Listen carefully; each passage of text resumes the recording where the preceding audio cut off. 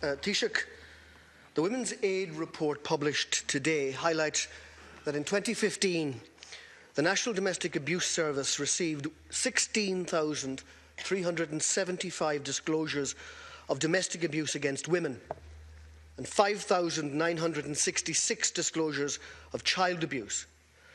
That's a total of 22,341 abuse disclosures. Figures that will shock not only those of us in this chamber, but I think everybody across the country.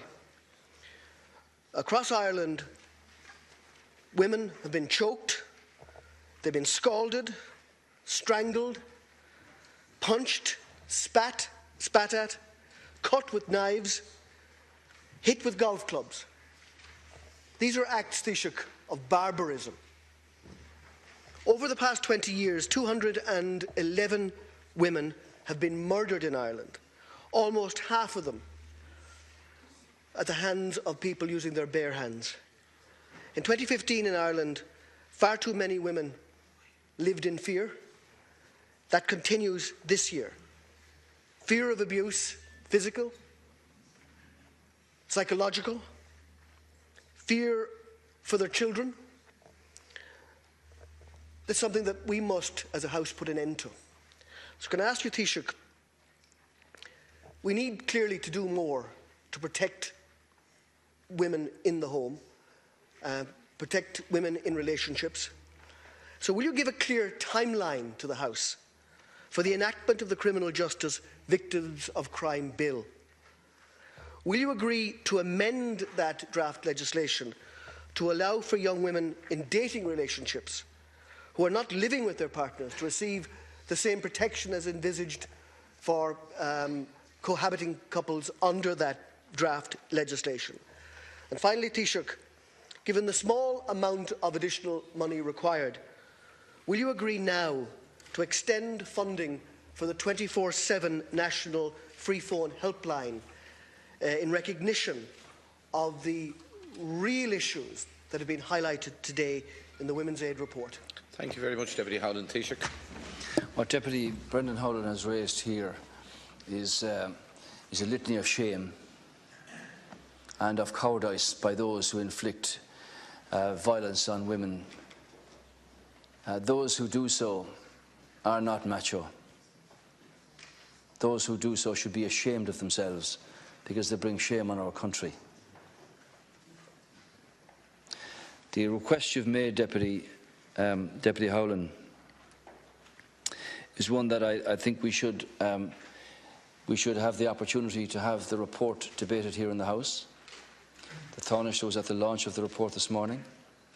I have every sympathy with the proposition that you make in respect of an amendment here of protection to be given to people who are the victims of this kind of crime. We've set out a range of priorities for legislation. Some are quite immediate in terms of issues that we've already addressed. I'll advise Deputy Howlin on the programme for the legislating for the Victims of Crime Bill.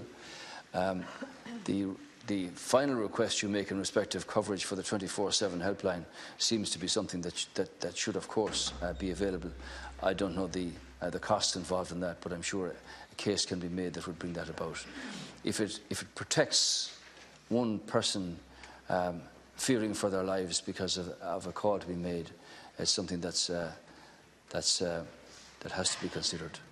I just think the reading of this report today is part of the hidden Ireland, a dark Ireland that needs to be dealt with and exposed.